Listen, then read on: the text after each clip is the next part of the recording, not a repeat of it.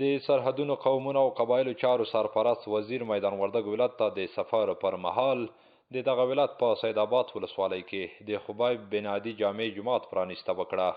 په یاده پرانیست غونډه کې د اسلامي امارت مسؤلینو وویل هغه سیمې چې د جګړې لومړۍ کرښې وې اوس پکې رغنیزې پروژې پلي کیږي او زیاتوي چې دا د سیمې د خلکو لپاره د افتخار ځای دی.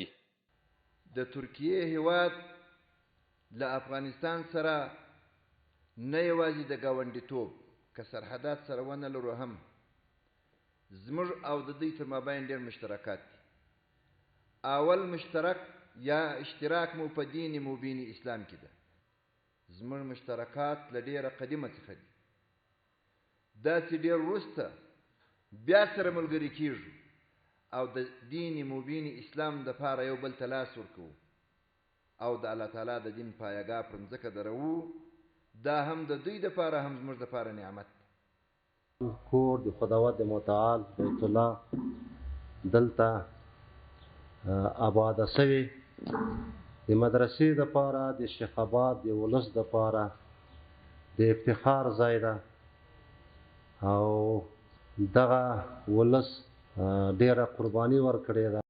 مسؤلینو دیني عالمان او د سیمې اوسیدونکو وویل مسجدونه د الله کورونه دي او له رغولو وروسته باید په عبادت سره ښکلي شي او ترڅنګ یې د IHH ترکي خیریه بنسټ څخه خوښي څرګندوي زیاتوي چې په ښه شان یې دغه مسجد رغولی دی.